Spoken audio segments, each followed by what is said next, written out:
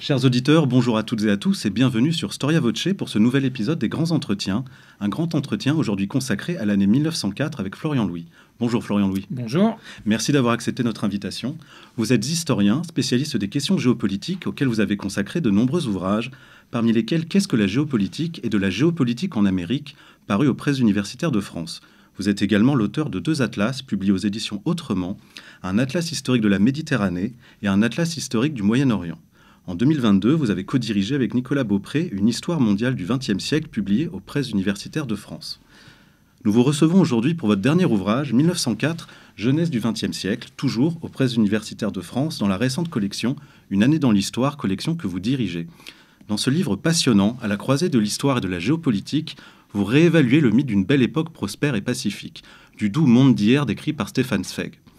À travers l'analyse de 4 événements majeurs, l'extermination des Herero et des Nama par les troupes coloniales allemandes au sud-ouest africain, l'élaboration aux États-Unis de la doctrine Roosevelt, la guerre entre la Russie et le Japon et la conclusion de l'entente cordiale entre la France et le Royaume-Uni, vous analysez une année 1904 où se cristallise tension impérialiste et remise en cause de l'hégémonie européenne. Vous allez nous aider à comprendre ces événements et à les replacer dans une perspective globale. Mais avant de commencer cet entretien, je vous rappelle, chers auditeurs, que nos podcasts sont gratuits et qu'il est possible de nous soutenir par un don. Les modalités sont à découvrir en cliquant dans le lien affiché dans la description de cet épisode. Un grand merci d'avance. Florian Louis, avant d'entrer dans le vif du sujet, pouvez-vous nous présenter cette collection Une année dans l'histoire, lancée au PUF en mars dernier et dont vous êtes le directeur ? Bien sûr. Donc c'est une collection, vous l'avez dit, récente. Le livre que j'ai signé sur 1904 en est le 3e, après un titre sur l'année 542, publié par Sylvain de Stéphane, que vous avez d'ailleurs reçu, et un autre sur 1619, signé par Virginie Adan. L'esprit de la collection peut sembler finalement très classique, aborder l'histoire au prisme d'une année. Mais il n'est pas si classique que ça, déjà parce que on essaie vraiment, dans chaque titre, d'aborder non pas une date, mais une année. Une date, c'est souvent un jour, un lieu, un moment. Une année, c'est beaucoup plus vaste. Alors certes, il y a beaucoup d'années qui sont dominées par un événement et donc dans laquelle la date peut prendre un peu le dessus sur l'année. Mais on essaie vraiment d'aborder la chose au travers de ce découpage bien sûr artificiel. L'année, c'est un découpage qui en soi n'a pas de pertinence historique, mais de montrer que malgré tout, c'est une séquence temporelle qui permet de comprendre, d'éclairer un certain nombre de dynamiques historiques. Et donc, dans cette collection, qui est une collection qui traite de l'histoire universelle, en ce sens que on commence dans l'Antiquité et on va jusqu'à des titres d'histoire contemporaine, qu'on parle de toutes les régions du monde, eh bien, chaque titre essaie d'aborder la place d'une année dans l'histoire. C'est la deuxième chose à bien comprendre. C'est pour ça qu'on a intitulé la collection comme cela. C'est qu'il ne s'agit pas de faire l'histoire de tout ce qui se serait passé pendant une année, une espèce de grand récit total de l'ensemble des événements d'une année donnée, mais bien d'essayer de montrer en quoi une année a une importance, a un rayonnement dans l'histoire, ou en tout cas permet de comprendre une dynamique, une problématique, une époque historique. Et donc, on aura à terme dans la collection 2 types de titres. Certains titres, c'est plutôt le cas des titres qui ont déjà paru, qui traitent d'une année, on va dire originale, une année qui ne parle pas à tout le monde, 542, 1619, 1904, en essayant de montrer en quoi ces années, même si, a priori, comme ça, elles ne sont pas passées à la postérité comme de grands tournants historiques, comment, néanmoins, elles permettent de penser des problématiques historiques sous un jour nouveau. Et puis, il y aura aussi des titres, ce sera le cas l'un des tout prochains de la collection, sur l'année 1815, qui évoqueront des années beaucoup plus classiques, beaucoup plus convenues, mais qui essaieront justement, évidemment, de renouveler, de changer le regard sur ces années, en montrant en quoi, certes, elles sont importantes, mais peut-être pas exactement de la manière ou pour la raison pour laquelle on le pensait jusqu'à présent. Très bien. Revenons à 1904. Dans l'introduction de votre livre, on commence 1904 au 25 janvier à Londres avec la célèbre conférence d'Alford John Mackinder sur le pivot géographique de l'histoire. Quel regard porte ce géographe sur son époque ? Alors effectivement, mon introduction et mon ouvrage et toute la réflexion qu'il supporte démarre en tout cas sur cet épisode qui est, j'allais dire célèbre, mais pas tant que ça, surtout en France, qui est une conférence qui est ensuite devenue un texte d'un géographe à l'époque célèbre, Alford Mackinder, qui est en tout cas connu aujourd'hui de ceux qui s'intéressent à la géopolitique, à ses théories et à son histoire, ce qui est mon cas, vous l'avez rappelé, parce qu'on considère généralement que ce texte, le pivot géographique de l'histoire, prononcé puis publié en 1904, est l'acte fondateur, ou en tout cas l'un des actes fondateurs de ce qui va devenir la pensée géopolitique. Moi, ce qui m'a intéressé pour cet ouvrage, dans ce texte, c'est pas tant en quoi il est important dans l'histoire de la géopolitique, ça j'en ai déjà parlé longuement dans d'autres ouvrages, mais c'est en quoi, dans ce texte, Mackinder fait preuve, par beaucoup d'aspects d'une forme de préscience, voire de prémonition, en tout cas dit des choses qui sont très éclairantes pour penser le XXe siècle. Or, en 1904, si on suit la plupart des historiens du XXe siècle, les plus célèbres, à commencer par exemple par Eric Hobsbawm, auteur d'un célèbre ouvrage sur ce qu'il appelait le court XXe siècle, eh bien en 1904, on ne serait pas encore au XXe siècle, on serait encore au XIXe siècle. XIXe siècle qui ne prendrait fin qu'en 1914 avec la Première Guerre mondiale ou qu'en 1917 avec la Révolution bolchevique. Et donc, voilà, il y a une interrogation qui se posait à moi à travers de ce texte de Mackinder que j'ai beaucoup fréquenté depuis de longues années. Comment cet homme, qu'on pense ou qu'on dit être du 19e siècle, parvient-il à dire tant de choses pertinentes sur le 20e? Et si finalement, on était déjà au XXe siècle en 1904. Et donc tout part, entre guillemets, de là, cette hypothèse de travail, cette hypothèse qui n'a pas tant pour objet de trancher quand commence en fait le XXe siècle, puisque le siècle, comme l'année, c'est bien sûr un découpage totalement arbitraire, et donc passer des heures à se disputer sur quand commence et quand finit le XXe siècle, ça n'a finalement pas grande importance. Mais l'idée, c'était de dire, est-ce qu'à partir de ce début du XXe siècle, de ce tout début du XXe siècle, à partir de 1904, on ne pourrait pas regarder autrement le XXe siècle qu'on l'a souvent fait dans l'historiographie. Et comme je m'en explique dans l'introduction, selon moi, on a trop regardé le XXe siècle dans un prisme européo ou occidentalocentrique, et l'observer depuis 1904 permet de le prendre, de l'envisager dans sa dimension plus mondiale.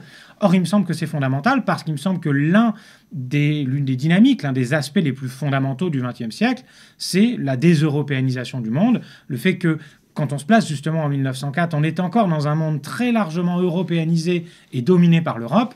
Et quand on se place à la fin du XXe siècle, peu importe où on la situe, en 89, en 2001 ou je ne sais quand, l'Europe a beaucoup, beaucoup reculé. Bien sûr. Remontons un petit peu à la fin du XIXe siècle. L'Allemagne est alors récemment unifiée autour de la Prusse et elle affirme des ambitions coloniales, et notamment en Afrique. Comment cette politique étrangère, cette nouvelle politique étrangère, va-t-elle concrètement se mettre en place? Alors effectivement, je reviens sur l'histoire de l'entrée tardive de l'Allemagne dans la course aux colonies, comme on l'a appelé. Entrée tardive qui est d'abord liée au fait que l'Allemagne est un pays né tardivement, unifié tardivement. Et c'est là tout le problème du point de vue allemand, c'est que lorsque l'Allemagne commence à naître et à se structurer en tant qu'État, une large partie des territoires considérés par les Européens comme colonisables, en Afrique et en Asie notamment, sont déjà justement colonisés par d'autres puissances, au premier rang desquelles la France et le Royaume-Uni. Et ça crée une forme de frustration assez rapidement chez certains Allemands. Alors dans un premier temps, Bismarck notamment fait contre mauvaise fortune bon cœur, et dans un premier temps, il dit que de toute façon la colonisation, ça n'intéresse pas les Allemands, que c'est dispendieux, que ça va détourner leurs forces et leurs énergies vers des choses secondaires.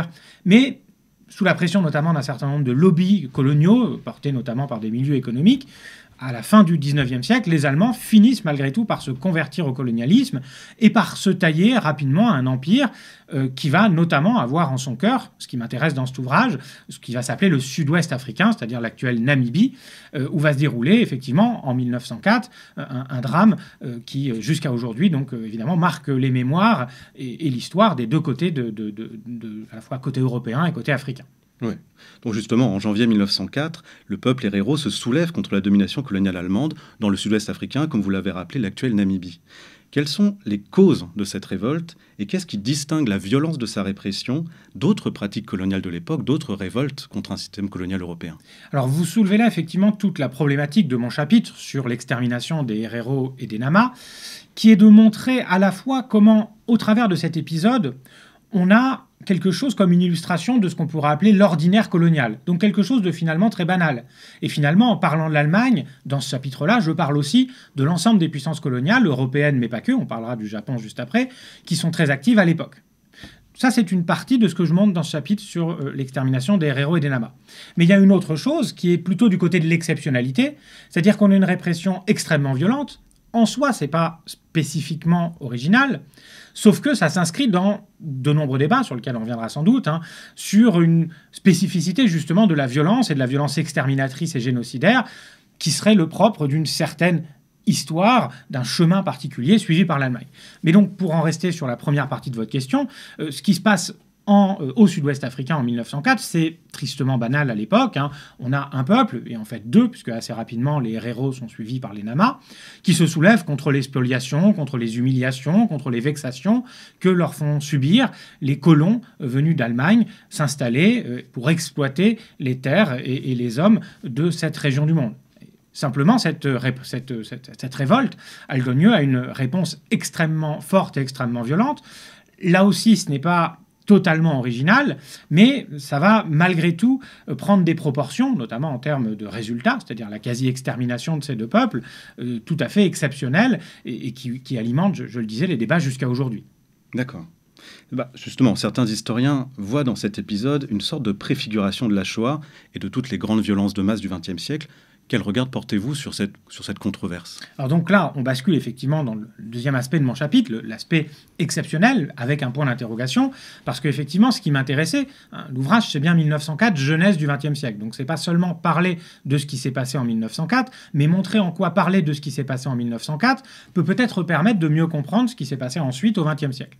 Et de fait, ce que j'ai voulu faire dans ce chapitre, c'est non pas prendre position dans ce débat complexe, mais permettre au lectorat francophone, en fait, d'abord peut-être pour beaucoup de découvrir ces débats, qui sont surtout des débats germano-germaniques, des débats qui se font et qui s'écrivent surtout en langue allemande. Donc, je restitue dans ce chapitre sur l'extermination des Herero et des Nama les vifs débats historiographiques, mais aussi mémoriels et politiques qui agitent depuis déjà plusieurs décennies la société et l'université et l'académie allemande autour de ces questions-là. En effet, pour certains historiens, ce qui s'est passé au sud-ouest africain en 1904, à savoir l'extermination de deux peuples, les Herero et les Nama, eh bien, n'est qu'une préfiguration de ce que l'Allemagne nazie fera plus tard, une quarantaine d'années plus tard, durant la Seconde Guerre mondiale, à savoir l'extermination des Juifs d'Europe. Et donc, certains sont allés jusqu'à poser l'hypothèse qu'on pouvait trouver des racines coloniales à la Shoah. Il y a cette idée qui est notamment défendue par un historien allemand qui s'appelle Jürgen Zimmerer, qui est le principal représentant de ce courant historiographique, que non seulement l'extermination des Herero et des Nama serait une forme de précurseur, d'entraînement, de répétition générale de ce qui deviendra la Shoah, mais même, ils vont plus loin, ces historiens, en tout cas une partie d'entre eux, et considèrent qu'il n'y aurait pas eu la Shoah sans ce précédent, que c'est là que l'Allemagne aurait commencé à entrer sur ce fameux Sonderweg, comme on dit en allemand, ce chemin particulier dans la modernité. Ce chemin fait bien justement d'une forme de radicalité violente qui se traduit, qui aboutit dans l'extermination et dans les chambres à gaz. Donc, je rappelle tous ces historiens qui appellent d'une certaine façon, et c'est là évidemment où ça fait très polémique, notamment en Allemagne, qui appellent à, j'allais dire presque relativiser, en tout cas contextualiser l'extermination des Juifs d'Europe, qui ne serait pas une rupture totale dans l'histoire de l'Allemagne, ni même dans l'histoire du monde, mais qui ne serait qu'une continuation, qu'un déplacement géographique d'un tournant exterminateur qui a été pris plus tôt dans le monde colonial. Et ce faisant, ces gens-là se rapprochent des travaux et des intuitions de quelqu'un comme Aimé Césaire, de quelqu'un comme Hannah Arendt, de quelqu'un comme Simone Weil et de certain nombre d'autres qui, dès les années 40-50, disaient, pour faire simple, l'hitlérisme, ce n'est pas nouveau, c'est du colonialisme simplement, qui ne s'applique pas à l'Afrique ou à l'Asie, mais qui s'applique à des Européens, à des Blancs, et c'est en cela que ça nous paraît radicalement nouveau et radicalement mal, mais ça nous montre simplement, à nous, Européens, notre ethnocentrisme. Bon. Face à ces thèses-là, je rappelle, j'explique, je cite, qu'un certain nombre d'historiens appellent à faire preuve de prudence dans cette forme de continuation, de continuité tracée entre la violence coloniale et la violence nazie. Tout simplement parce que, d'abord, le temps qui s'est écoulé entre 1904 et 1940, c'est une quarantaine d'années. Donc ça veut dire que peu des soldats qui ont combattu, qui ont participé à l'extermination des Herero et des Nama, sont encore actifs, voire aucun d'entre eux, en 1940, quand s'enclenche la solution finale en Europe. Que surtout, entre les deux, il y a eu une expérience traumatique qui a été la Première Guerre mondiale, qui a concerné beaucoup plus d'individus, allemands, pas seulement, mais notamment allemands, qui a marqué beaucoup plus et qui est beaucoup plus frais dans les mémoires en 1940 que ne l'est l'extermination des Herero et des Nama. Donc tout ça plaide pour certains dans le fait de dire qu'il ne faut pas surévaluer l'influence de ce premier génocide allemand dans le second. À quoi il faut ajouter que, évidemment, les Allemands, je le disais, on rebascule et on peut boucler la boucle comme ça sur ce que je disais pour commencer, le côté finalement assez banal et normal de ce qui s'est passé au sud-ouest africain. Les Allemands n'ont pas le monopole, loin s'en faut, de la répression féroce, voire d'une répression quasi génocidaire dans un certain nombre de leurs colonies. Ceux qui ont eu les empires les plus vastes, la France et le Royaume-Uni, s'y sont largement adonnés eux aussi. Or, la France et le Royaume-Uni, qui ont donc une expérience largement aussi forte que l'Allemagne de la violence coloniale, sont précisément les deux puissances qui ont résisté au nazisme et qui n'ont pas versé, en Europe en tout cas, dans une violence génocidaire. Donc ça pose la question, pourquoi l'Allemagne et pas la France et le Royaume-Uni, qui, a priori, si on considère que c'est le monde impérial ou colonial qui a été l'incubateur de la violence génocidaire, alors pourquoi la France et le Royaume-Uni n'ont pas participé, en tout cas les États français et britanniques, à la violence génocidaire nazie? Sur une autre partie du globe, après le début de la révolte des héros, un mois après, éclate la guerre russo-japonaise. Quelle tension sous-jacente explique ce conflit qui, à première vue, paraît très déséquilibré entre la grande puissance russe et la nouvelle puissance japonaise? Alors, ce qui est intéressant dans la guerre russo-japonaise, qui commence en 1904, c'est qu'elle illustre, elle aussi, cette normalité impériale de l'époque, et elle montre son extension. Son extension à des pays non européens, comme le Japon, puisque la guerre russo-japonaise, c'est tout simplement une guerre qui résulte de l'affrontement, du choc entre deux impérialismes, l'impérialisme russe. Alors les Russes ont beaucoup de mal à maintenir leur position du côté occidental face aux puissances européennes, donc ils ont notamment perdu la guerre de Crimée, et donc ils ont tendance à basculer du côté oriental, à chercher à s'étendre du côté asiatique, sauf qu'au même moment, les Japonais eux aussi se lancent dans une expansion impériale sur le continent, et donc très rapidement, les objectifs impériaux des Russes recoupent les objectifs impériaux des Japonais, c'est notamment la Mandchourie, c'est notamment la Corée, et donc c'est ainsi que les deux vont entrer en confrontation, et cette guerre, elle m'intéresse beaucoup pour penser le XXe siècle, là encore, pour deux raisons. C'est les deux choses que j'évoque, les deux principaux aspects de mon chapitre sur la guerre russo-japonaise, en quoi on peut y voir une forme de première guerre mondiale, et en quoi on peut y voir aussi l'émergence de ce qu'on appellera plus tard le tiers-monde. Oui, justement, parce que avec la destruction de la flotte russe à Tsushima en 1905, l'empire des tsars est humilié. Vous le dites dans votre ouvrage, c'est l'humiliation de l'homme blanc. Donc, quelles sont les conséquences politiques, mais également intellectuelles de cette défaite dans ce que vous avez appelé le tiers-monde? Donc, effectivement, ce qui m'a intéressé là, donc si on regarde le résultat de cette guerre, à savoir la victoire du Japon sur la Russie, c'est qu'à l'époque, pour employer les mots de l'époque, c'est perçu comme la victoire des jaunes sur les blancs, des non-occidentaux ou des colorés sur les occidentaux, et c'est-à-dire le sous-texte dans le vocabulaire européen occidental de l'époque, c'est la victoire des non-civilisés sur les civilisés. Bon. Et donc ça, évidemment, c'est un choc qui est perçu comme tel, à la fois par les occidentaux, qui s'inquiètent pour la persistance de leur hégémonie. Et donc c'est un peu déjà le début de la fin de la domination européenne, voire occidentale sur le monde, dont je disais que pour moi, c'est l'un des traits majeurs du XXe siècle. Mais c'est aussi perçu comme tel, avec cette fois-ci joie, avec plaisir, du côté du monde impérialisé, du côté du monde dominé, qui voit qu'il est possible de battre une armée assimilée à l'Europe, l'armée russe, qui voit qu'un petit peuple qui a longtemps souffert, le peuple japonais, de l'impérialisme occidental, a été capable de reprendre les armes des Occidentaux pour les retourner contre eux et pour obtenir sa liberté. Et ça, eh bien, comme je le montre dans le livre, ça suscite l'enthousiasme et ça suscite beaucoup d'écrits et beaucoup d'actions, d'abord en Asie, en Indonésie française, néerlandaise, en Indochine française, bref, dans les Indes britanniques aussi, mais aussi en Amérique, chez les Noirs américains, aussi bien donc aux États-Unis que dans la Caraïbe, beaucoup d'intellectuels, beaucoup de militants de la cause noire prennent fait et cause pour le Japon, se déclarent solidaires du Japon et disent qu'il faut suivre le modèle japonais. Et puis c'est aussi le cas en Afrique, à Madagascar ou en Éthiopie, l'Éthiopie qui est un des derniers pays à parvenir à résister aux impérialismes européens et qui cherche également, dans la victoire japonaise, la source d'une inspiration. Et donc, pourquoi j'en parle d'ailleurs, je ne crois pas explicitement dans ces termes-là dans le livre, mais à l'oral, je le fais là, de quelque chose comme les débuts d'un tiers-monde, c'est parce que dans les textes des intellectuels afro-asiatiques et noirs de l'époque, et américains, il y a cette idée d'une solidarité, justement, d'une solidarité des gens de couleur qui doit se faire derrière la bannière japonaise pour résister à l'impérialisme occidental, pour reconquérir la liberté qu'on a perdue.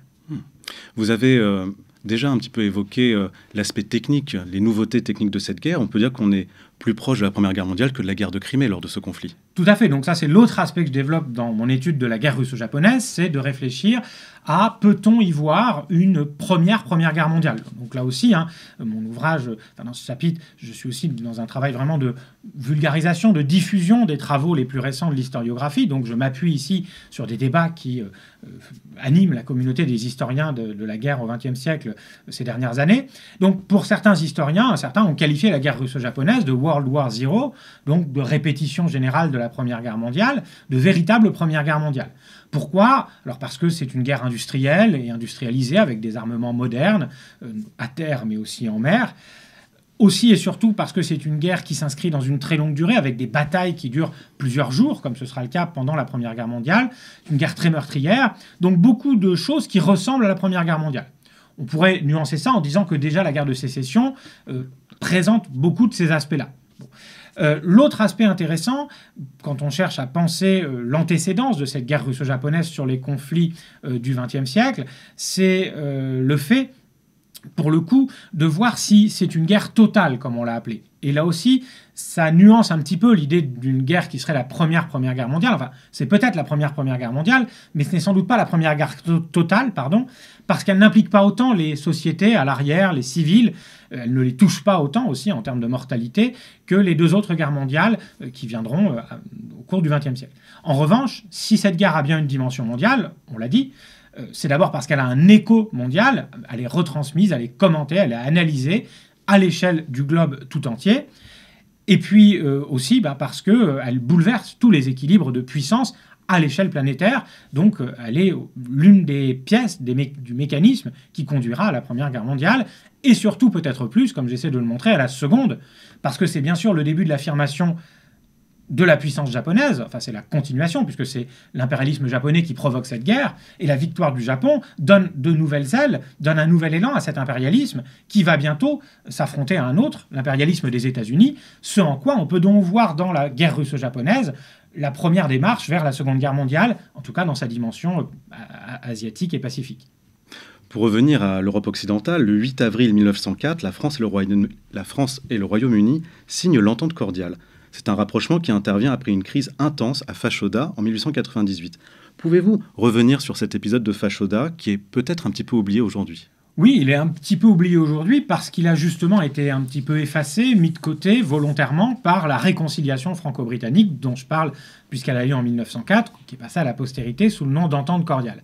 Donc, pour rappel, la crise de Fashoda, c'est une crise diplomatique, quasi militaire, même si on n'ira pas jusqu'à l'affrontement armé, entre la France et le Royaume-Uni, qui intervient en 1898 et qui, par beaucoup d'aspects, justement, illustre le même phénomène qu'on retrouvera quelques années plus tard dans la guerre russo-japonaise. Sauf que là, on ne va pas aller jusqu'à la guerre. Mais on a deux puissances impériales qui butent l'une sur l'autre dans leur tentative d'étendre leurs empires. La guerre russo-japonaise, ça se passe en Asie, cet affrontement. La crise de Fashoda, ça se passe en Afrique, lorsque les colonnes britanniques venues de l'Égypte, par le nord, en descendant le long de la vallée du Nil, heurtent les troupes, les colonnes marchands françaises, qui, elles, traversent l'Afrique depuis l'Afrique occidentale française, donc depuis le golfe de Guinée, pour aller en direction de l'Afrique équatoriale. Et donc, le projet britannique d'aller du Cap au Caire heurte le projet français d'aller de Dakar à Djibouti. Et donc, on est au bord de l'affrontement. Pour aller vite, pas le temps de tout détailler, mais la puissance britannique étant ce qu'elle est à l'époque, c'est-à-dire bien supérieure à la puissance française, les Français n'ont d'autre choix que de reculer. Et donc, c'est vécu à l'époque avant tout comme une formidable humiliation qui alimente une grande vague d'anglophobie en France, une grande vague d'hostilité au Royaume-Uni, liée à cette humiliation qui montre que la place de la France n'est plus ce qu'elle était au temps de Napoléon. Désormais, ce sont évidemment, depuis 1815, les Britanniques qui dominent à l'échelle globale. Alors justement, les Britanniques, à cette époque, sont inscrits dans une politique diplomatique qu'ont le splendide isolement. Est-ce que vous pourriez revenir sur cette notion de splendide isolement et sur les raisons qui ont poussé finalement les Britanniques à y renoncer ?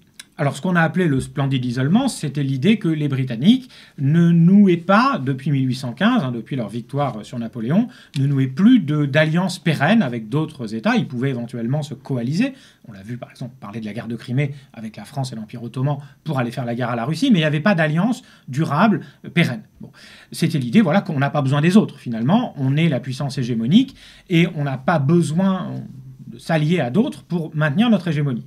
Sauf que précisément, ce qui se passe à la fin du 19e et au début du 20e siècle, c'est que la montée en puissance d'autres rivaux, l'Allemagne, le Japon, les États-Unis principalement, fait que les Britanniques ne parviennent plus à gérer seuls leur hégémonie, précisément, ne parviennent plus à maintenir leur hégémonie, qu'ils éprouvent le besoin de développer des partenariats pour finalement se partager le travail de maintien de l'ordre mondial, notamment sur les mers, parce qu'on a des puissances comme l'Allemagne ou comme les États-Unis qui développent massivement leur flotte à l'époque, et donc les Britanniques ne peuvent plus tout gérer tout seuls, et c'est pour ça qu'ils vont décider finalement de se relancer dans d'abord des rapprochements, ce sera l'entente cordiale, puis plus tard des alliances en bonne et due forme, enfin dès avant à vrai dire le rapprochement avec la France, il y a déjà une forme d'alliance avec le Japon, précisément, qui est conclu en 1902. Mais voilà, il y a effectivement un basculement qui témoigne d'une forme de déclin du Royaume-Uni, et là encore, plus largement, de ce recul de la prééminence, de la superbe européenne dans ce monde du XXe siècle, qui sera beaucoup moins européen que ne le fut celui du XIXe.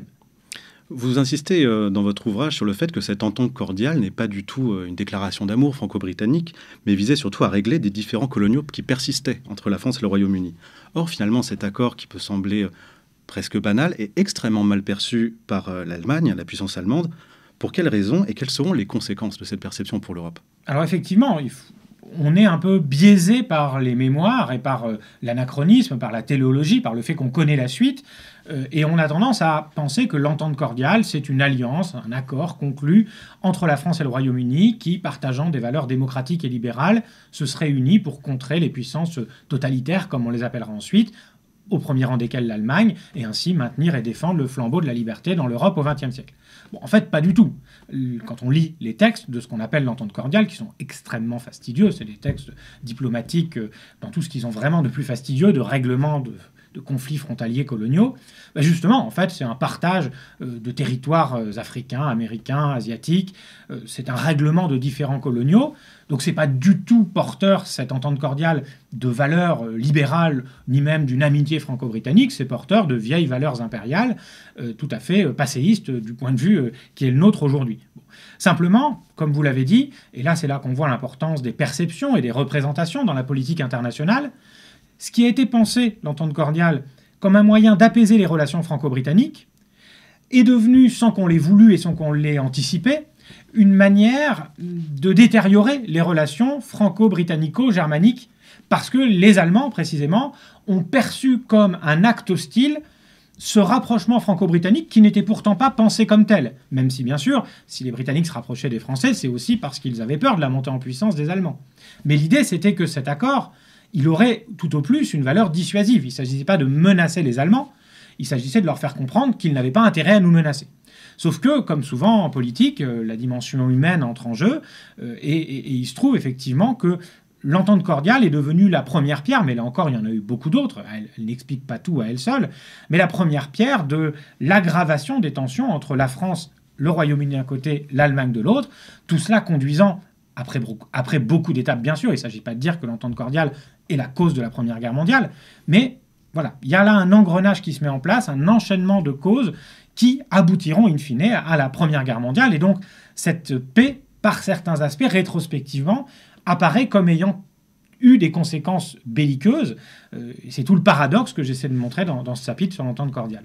Alors justement, vous avez parlé d'étapes qui mèneront, on ne passe pas de l'entente cordiale à la Première Guerre mondiale. Il y a une étape qui est un petit peu comme Fashoda et peut-être assez mal connue du public contemporain, c'est la crise du Maroc, qui est un moment d'extrême tension franco-britannico-allemande. Est-ce que vous pourriez revenir un petit peu sur cette crise marocaine ? Tout à fait. Donc, en fait, il y a plusieurs crises marocaines, celle d'Agadir et celle de Tanger, 1906-1911. Bon, mais on peut les réunir effectivement en une séquence. très simple, hein. Le Maroc, c'est l'un des rares pays, en 1904 justement, qui n'est pas encore vassalisé, colonisé en Afrique, et donc qui suscite l'intérêt de beaucoup de puissances, notamment des Allemands, qui, on l'a dit, ont ce projet de se faire, selon les mots de von Bülow, une place au soleil, et donc qui se disent, voilà une proie idéale pour nous, il reste un territoire en Afrique potentiellement annexable, il doit être pour nous, d'autant plus que les Français ont déjà beaucoup de territoires en Afrique, donc ils n'ont pas besoin de ça.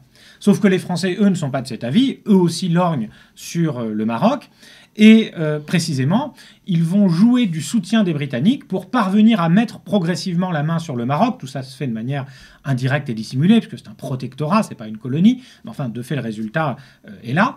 Et ça, évidemment, les Allemands le vivent très mal. Et à plusieurs reprises, donc à Agadir puis à Tanger, ils vont essayer, ils vont montrer les muscles, hein, ils vont essayer de faire pression sur les Français pour les faire reculer, avec l'effet inverse à celui recherché, c'est-à-dire qu'en fait, ça va faire peur pas tant aux Français qu'aux Britanniques, et ça va rapprocher beaucoup plus les Britanniques des Français, et ça va transformer justement cette entente cordiale de 1904, qui n'était qu'un règlement assez banal des différends impériaux entre Français et Britanniques, ça va le transformer en une véritable alliance anti-germanique. Alors, pendant ce temps, passons de l'autre côté de l'Atlantique, les États-Unis commencent à affirmer leur puissance. Votre livre insiste là-dessus, c'est que ce pays qu'on présente souvent comme fondamentalement isolationniste est en fait d'une toute autre nature. Dès ses origines, il est porteur d'un projet impérialiste qui s'exprime d'abord en Amérique et finalement bien au-delà. Alors effectivement, hein, je consacre tout un chapitre à cette doctrine Roosevelt, comme je l'appelle, parce que ça me permet d'abord d'évoquer l'affirmation de la puissance et de l'impérialisme des États-Unis, qui participe à cette déseuropéanisation du monde dont je parlais au début, puisque avec le Japon, les États-Unis sont en 1904, la deuxième grande puissance non européenne à s'affirmer sur la scène internationale. Je rappelle en effet, parce que si on ne le rappelle pas, on ne peut pas comprendre que cette émergence impériale des États-Unis, si elle devient vraiment visible dans la séquence 1898-1904, elle ne sort pas de nulle part. On a encore aujourd'hui, en Europe et en France notamment, trop tendance à dire que les États-Unis ont été longtemps, voire même seraient fondamentalement demeurés une puissance isolationniste, ce qui, selon moi, est totalement faux. L'isolationnisme, ça veut dire qu'on s'isole, qu'on n'intervient pas en dehors de ses frontières. Or, les États-Unis, c'est précisément un pays qui s'est construit en partant de 13 petites colonies pour devenir un immense État-continent. Donc il a bien fallu sortir de ses frontières. Et parler d'isolationnisme américain, c'est donc faire preuve d'un occidentalo ou d'un américanocentrisme outrancier et assez problématique, puisque ça revient à considérer finalement que quand les États-Unis font la guerre à des Amérindiens, à des Mexicains ou à je ne sais quel peuple américain, finalement, c'est pas bien important, c'est pas une agression. Ben si, c'est une agression, c'est pas du tout, c'est bien un interventionnisme, et donc on n'est pas du tout dans un cadre isolationniste. Et donc simplement, ce qui se passe, c'est qu'évidemment, comme chacun le sait, à la fin du 19e siècle, la conquête de l'Ouest est terminée, et donc cet impérialisme, qui était relativement invisible, parce qu'en continuité territoriale, va devenir beaucoup plus visible parce que, ayant buté sur la côte pacifique, eh bien, il va déborder outre-mer. Et l'année 1904, de ce point de vue-là, le montre bien, comme j'essaie de le montrer. La grande figure de ce mouvement, c'est incontestablement Theodore Roosevelt, qui est finalement moins connu que son homonyme Roosevelt, président des États-Unis au cours de la Seconde Guerre mondiale. Pouvez-vous revenir un peu sur le parcours de cet homme qui apparaît finalement comme hors du commun ? Oui, Roosevelt, c'est vraiment l'incarnation de cette Amérique impérialiste. Roosevelt, il devient président un peu par hasard. Enfin, il était vice-président et l'assassinat du président McKinley en 1901 le propulse comme ça dans le bureau ovale. Et pour ce qui m'intéresse, il va notamment passer à la postérité pour un célèbre discours prononcé en 1904 qu'on a appelé le corollaire Roosevelt à la doctrine Monroe, et que je propose pour ma part d'appeler la doctrine Roosevelt, pour bien montrer qu'il est assez pernicieux, voire faux, de parler comme lui et ses conseillers en communication, comme on dirait aujourd'hui l'ont fait, de corollaire Roosevelt à la doctrine Monroe. Alors, ça suppose de remonter justement un peu en arrière à ce qu'est d'abord la doctrine Monroe. Donc, rappeler à nos auditeurs qu'en 1823, le président des États-Unis, James Monroe, avait édicté une doctrine de politique étrangère qui visait tout simplement en fait à sanctuariser le continent américain des ingérences étrangères, c'est-à-dire surtout européennes. On est à un moment, à la fin des indépendances latino-américaines, consécutives aux guerres de la Révolution et de l'Empire en Europe, qui ont affaibli l'Espagne et le Portugal, et donc permis à la plupart des pays d'Amérique latine d'accéder à leur indépendance.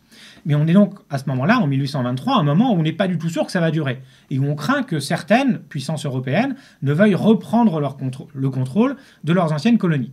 Et donc c'est là qu'intervient le président des États-Unis, James Monroe, qui dit non, nous ne tolérerons pas ça. Nous serons le bras armé, le défenseur de la liberté des Amériques et des Américains. Et donc la doctrine Monroe, c'est une doctrine fondamentalement libérale, au sens où elle défend la liberté des Américains, et donc anti-impériale, puisqu'elle dit que les États-Unis mettront leurs forces au service de la lutte contre les impérialismes européens, voire russes, puisque les Russes, eux, ont des ambitions du côté du Canada. Ils ont vendu l'Alaska aux États-Unis. Enfin, ils vendront l'Alaska plus tard aux États-Unis en 1967, mais donc ils sont présents aussi en Amérique. Mais il y a donc l'idée que les États-Unis vont être les défenseurs de la liberté, les remparts contre l'impérialisme sur le continent américain. On est en 1823. En 1904, Roosevelt fait lui aussi un discours où il dit à peu près tout le contraire. Qu'est-ce qu'il dit ? Il dit, nous les États-Unis, nous avons des responsabilités, et ces responsabilités font que nous nous estimons en droit et même en devoir d'intervenir, de nous ingérer dans les affaires de tout État du continent américain qui, selon nous, se comporterait mal et donc pour lequel nous devrions intervenir. Ce qui fait que ce que dit Roosevelt, par beaucoup d'aspects, c'est le contraire de ce que disait Monroe. Là où Monroe disait « les États-Unis défendront la souveraineté, l'indépendance, la résistance aux impérialismes des États du continent américain », Roosevelt dit « nous nous autorisons à faire nous-mêmes preuve d'impérialisme et donc à violer la souveraineté des autres États américains. » Sauf que toute l'intelligence communicationnelle, si j'ose dire, de Roosevelt, c'est de présenter ça comme un corollaire à la doctrine Monroe, ce qui peut donc sembler totalement contradictoire, mais qui n'est pas selon lui. J'explique le raisonnement qui est le sien. Il dit voilà, pourquoi est-ce que des États européens pourraient être tentés de commettre des actes d'impérialisme sur le continent américain? Ce que Monroe voulait empêcher par sa doctrine. Eh bien, parce que des États américains peuvent, se pensant et se sachant protégés par les États-Unis, se comporter mal à l'égard des États européens. C'est de fait le cas à l'époque d'un certain nombre de pays d'Amérique centrale et de la Caraïbe qui empruntent beaucoup d'argent aux puissances européennes et qui oublient volontairement de les rembourser en se disant de toute façon on est protégé puisqu'il y a la doctrine Monroe, donc les États-Unis nous défendront, donc les Européens ne nous attaqueront pas. Et ce faisant, Roosevelt dit bon, ces pays américains tendent la perche pour se faire battre, ouvrent la porte aux impérialismes européens.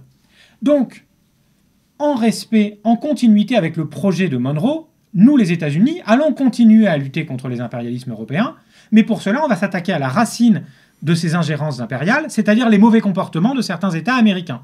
Donc, pour défendre la liberté des Amériques, il faut la violer. Pour empêcher que les Européens, ne viennent s'ingérer dans les affaires des Américains, il faut que les États-Unis le fassent à la place des Européens. Et donc, évidemment, pour lui, présenté comme ça, il justifie l'impérialisme des États-Unis au nom de leur anti-impérialisme, et il présente ça donc comme la conséquence logique, comme le corollaire de la doctrine Monroe. En fait, c'est quand même très largement une inversion de celle-ci, et c'est pour ça que moi, j'intitule mon chapitre la doctrine Roosevelt, plutôt que comme on l'appelle traditionnellement, le corollaire Roosevelt à la doctrine Monroe, qui est une manière lexicale de présenter les choses qui tord un peu la réalité. Alors, des exemples particulièrement intéressants de cette doctrine Roosevelt, comme vous l'appelez, c'est l'intervention à Cuba, qu'on peut ancrer dans cette pensée rooseveltienne qui a été voulue par Roosevelt. Mais un exemple qui m'a particulièrement intéressé, c'est la crise de Panama, où on voit que les États-Unis sont dans une démarche impérialiste qui vise à créer finalement un État pris à la Colombie. Est-ce que vous pourriez revenir sur ces deux exemples? Oui, précisément. Donc, 1904, c'est un moment important dans la construction du canal de Panama. Donc, je l'ai dit, Theodore Roosevelt, c'est le président qui, justement, fait passer les États-Unis d'une puissance continentale à une puissance mondiale et donc qui développe beaucoup la flotte des États-Unis sous l'influence de son conseiller et ami, l'amiral Mahan. Et dans le développement de cette flotte des États-Unis, il y a l'idée, qui est très vieille déjà, mais qu'il faut finir ce qu'ont commencé les Français avec Ferdinand de Lesseps, mais qui a échoué, percer ce canal de Panama, ce canal isthmique qui reliera par l'Amérique centrale l'océan Atlantique et l'océan Pacifique, permettant la circulation plus aisée entre les deux côtes des États-Unis. Sauf que pour ce faire, il faut l'accord de la Colombie, où se trouve le canal qui n'est pas encore donc terminé à cette époque-là, puisque le chantier a été abandonné par les Français. Et pour cela, donc, il faut obtenir l'accord du gouvernement colombien qui dit oui, puis finalement ensuite renégocie, voudrait obtenir plus d'argent. Et effectivement, Roosevelt va dire, enfin il ne va pas forcément le dire ouvertement, mais il va le faire, vous n'êtes pas d'accord, très bien, dans ce cas-là, on va régler le problème autrement. On va de fait vous voler ce territoire, alors sauf qu'on va toujours être dans un impérialisme dissimulé, ce qui est le propre de l'impérialisme des États-Unis. Et donc, qu'est-ce qu'on va faire? On va soutenir des indépendantistes de la province du Panama qui vont proclamer l'indépendance de celle-ci. Indépendance qui va être garantie par la protection de la flotte des États-Unis et qui va permettre de signer un accord en vue de la reprise du chantier du canal de Panama, non pas avec le récalcitrant gouvernement colombien, mais avec le très docile gouvernement panaméen qui doit tout aux États-Unis, à commencer par son existence même. Il y a un autre acteur tout au long de votre ouvrage, c'est la presse et l'opinion publique. Est-ce que cette influence de la presse et de l'opinion publique est une rupture avec les périodes antérieures, ou est-elle tout simplement plus visible par les nouveaux moyens de communication ? Alors, cet aspect-là, c'est intéressant parce que jusqu'à présent, on a suivi globalement les chapitres de mon ouvrage. C'est un aspect qui ressort effectivement à la lecture de l'ouvrage, mais qui n'était pas volontaire chez moi. Je ne me suis pas dit, tiens, je vais particulièrement insister sur le rôle de la presse, du façonnement de l'opinion publique dans les événements. Mais de fait, quand on relit l'ouvrage, on se rend compte que dans tous les chapitres, la presse joue un rôle important, souvent un rôle d'ailleurs délétère, un rôle d'attisement, je ne sais pas comment on dit ça, chauvin, pousse à la guerre, oui. de pousse au crime, si j'ose dire. Et donc, c'est effectivement une illustration du poids très important qui est le sien à l'époque. Alors, on connaît ça, à vrai dire, assez bien à l'échelle de l'Europe, notamment de la France. Dominique Khalifa avait dirigé un grand ouvrage collectif sur la civilisation du journal qui montrait comment, au XIXe siècle, en France, le journal était devenu le cœur d'une véritable civilisation. Parce qu'on voit là, c'est qu'au début du XXe siècle, cette civilisation du journal, elle est étendue au monde entier. Et comment, effectivement, la presse, à la fois permet de connaître, de savoir, de relayer les informations. J'ai de longs développements sur la manière dont la guerre russo-japonaise voit se perfectionner, se développer, justement, ce qu'on appellerait aujourd'hui le reportage de guerre, avec tous les problèmes qu'il pose, notamment d'objectivité, d'accès au front des journalistes qui sont souvent encadrés, refoulés ou instrumentalisés par les belligérants. Mais aussi comment la presse ne se contente pas de couvrir les guerres, mais parfois presque de les créer. C'est vrai dans l'extermination des héréros et des Namas, où la presse allemande monte en épingle les violences commises par les héréros sur les colons allemands et attise de fait la haine raciste dans la société allemande et galvanise le patriotisme, le nationalisme, le chauvinisme qui va pousser à cette violente répression.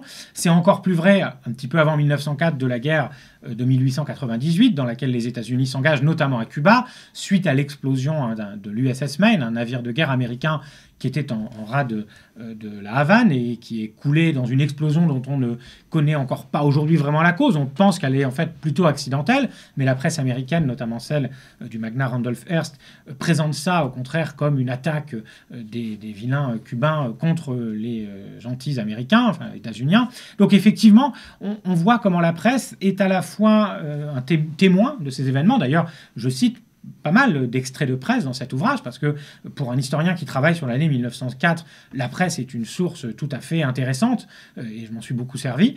Elle est donc à la fois témoin de ce qui se passe, mais bien sûr, il faut poser aussi un regard critique sur ce type de source, parce qu'elle est aussi très largement actrice, elle est très largement aussi orientée et orientante dans le cours de l'histoire. Florian Louis, merci beaucoup d'avoir accepté notre invitation pour parler de votre livre 1904, Genèse du XXe siècle, publié aux Presses universitaires de France.